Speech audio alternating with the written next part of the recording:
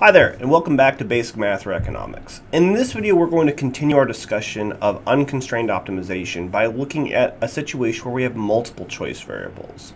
So actually, let's just jump right into this one, and this is just going to be really walking through an example. So anyways, like I was saying, it's really simple to work with a single variable when dealing with optimization, but it's honestly very rare. We're often going to have many choice variables that we need to make, and the situations where you get one are going to be very enjoyable because they're really easy, but they're also going to be just as rare as they are easy. So we're going to find that this is going to complicate our optimization slightly. It's mostly the only difficulty we're going to add is in determining whether we have a maximum or a minimum. At the rules that we talked about when dealing with a single variable also apply when dealing with multiple variables. So I want to take another look at another optimization technique, another optimization problem, and we're going to look at it through the lens of what we call a Cournot duopoly. So if you guys remember from intermediate microeconomic theory, in a Cournot duopoly, we have two firms simultaneously choose their quantities, but they're going to face the same market price. So we're going to set this up and we're going to analyze it. So I want to use the same example as in our last lesson where we had our demand function, our constant marginal cost. But rather than having a monopolist, we're just going to have two firms that are going to compete in quantities. They're going to be a Cournot duopoly. So in this situation, both firms are going to face the inverse demand function of 250 minus 2q1 minus 2q2, where of course q1 and q2 are the quantities from firms 1 and 2 respectively. And at the same time, they're both going to face a constant marginal cost of production of 50. So anyways, we're going to do the exact same thing we did last time. We're going to set up our problem and then we're going to optimize. But really, we have a situation where we have two optimization problems here. So each firm is maximizing their profits separately. So we need to treat them as separate optimization decisions. Basically, they don't think about each other. They don't have control over what the other firm does. So they need to be treated as different problems. So let's actually set this up. Let's start with firm 1. So again, let's define our problem. First thing we know, it's a maximization problem, and the only thing that firm 1 gets to choose is their own quantity, Q1. So I have a maximization, I put Q1 underneath it. And then I need to figure out their objective function.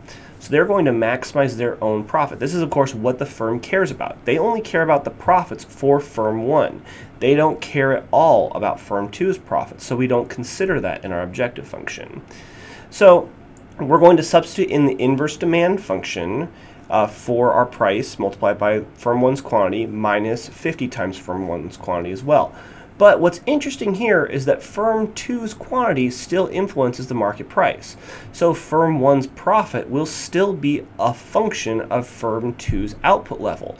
It's just that firm 1 has no control over that.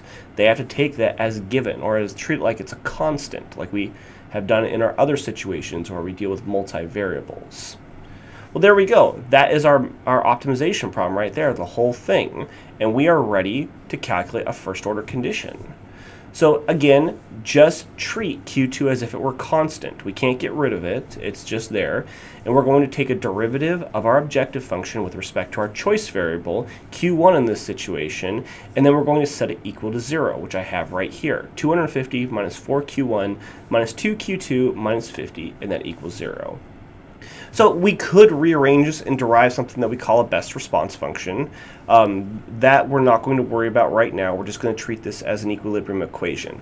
But what I could do now is I could go back and I could do the exact same thing for firm 2. I could set up their maximization problem and calculate their first order condition, which I have right here for you. I'm going to skip the steps because they're honestly identical to the steps that we did for firm 1. They're going to maximize firm 2's profits, and they're going to choose firm 2's quantity, and they're going to take a derivative of their own profits with respect to their own quantity, which is their choice variable. They're going to get 250 minus 2Q1 minus 4Q2 minus 50 equals 0. So you can see that there's a lot of similarities between these two first order conditions. So really, what I have right here is I have two first order conditions and really just two equations and two unknowns. And this is actually really easy to solve. We could substitute them in. We could use the elimination technique that we've talked about before. But putting it all together, we are going to end up with an equilibrium of where Q1 equals Q2 and they both equal 33.3. So I would encourage you to work through this and solve that out, get a little practice with your algebra in there, but that's actually what our solution is going to be. And notice that this quantity is smaller than what a monopolist produces. Both of our monopolists are going to, our firms are going to scale back their own production, and that's expected. The total amount of production will be higher than what the monopolist does, but each individual firm produces less. So it's a good thing to remember of how your results compare with theory, because if they're inconsistent, you may have something wrong there, but they're not inconsistent in this case, so that's great. Now, the last thing that we need to do, though, and what I want to focus on, is figuring out whether or not we have a maximum. So this is a bit more complicated. So in order to figure out whether or not we have a maximum, we need to make use of a matrix which is called the Hessian. So the Hessian is where we assemble it. We need to take the derivative of each of our first order conditions for each of our choice variables.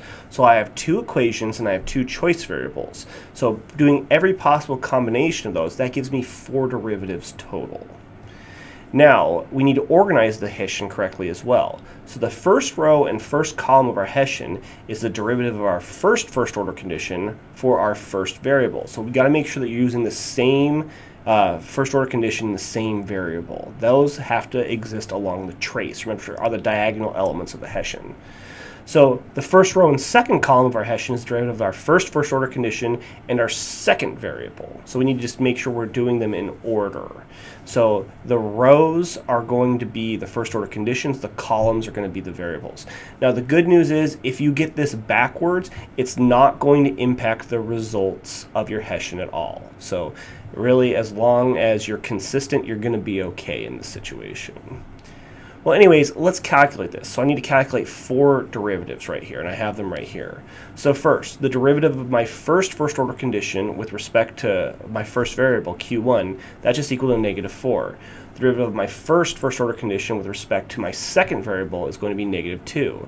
The derivative of my second first order condition with respect to my first variable is -2. Now notice that they're the same. The -2 on both of my corners right here, that will always happen. That's a property of calculus right there. And the last one, the derivative of my second first order condition with respect to my second variable is -4. Now you notice the other corners are also the same too. That's not guaranteed to happen. That's coincidence in this case. So don't assume they're always going to be the same. But the other corners, they will always be the same. So that's the good news right there. Well, all right. So let's clean this matrix up a little bit. I have my Hessian right here of -4, -2, -2, and -4. So we will know our problem is maximized if this matrix is what we call negative semi-definite. And you might be wondering, what does negative semi-definite mean? It's not something I've defined before. So basically, a matrix is negative semi-definite if it takes a few certain values, and it has to be very specific values. So the first requirement, and there's 2 requirements here, is that, and of course this is also just for 2 by 2 matrix, this doesn't extend out further. All of the elements along the trace are less than or equal to 0. So they can be 0 or they can be negative, but none of them can be positive. They all have to be negative. That's our first requirement. And the second requirement is the determinant of this matrix must be positive. So we have to be going opposites here. All of our trace elements are negative and the determinant is positive. If both of those things happen, then this matrix is negative semi-definite. So let's figure that out. First, we can look at the trace, and that's actually pretty easy. We have -4 and -4. So they satisfy that first requirement that they're less than or equal to 0 since they're both negative.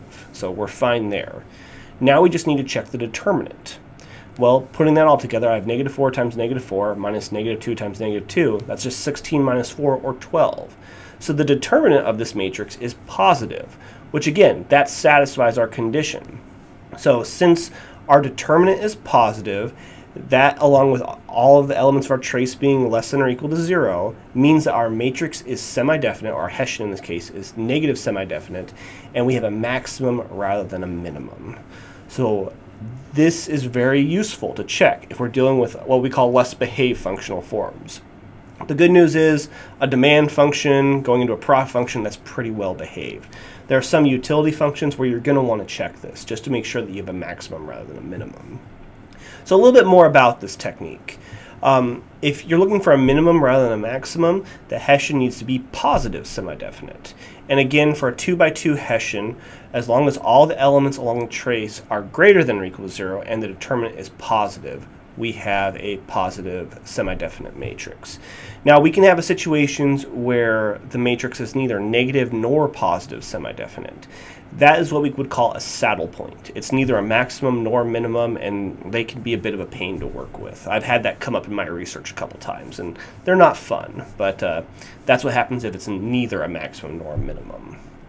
So moving beyond a 2x2 matrix, though, it becomes a lot more complicated. So what happens is we need to deal with things that we call principal minors, and they have to have alternating signs based upon which minor they are. So I'm not going to get into that because it's very complicated. If you want to learn more about that, I would suggest a linear algebra course. That will help you understand exactly how we define principal minors and what the signs actually need to be. But anyways, that's actually all for this video, and thanks for watching.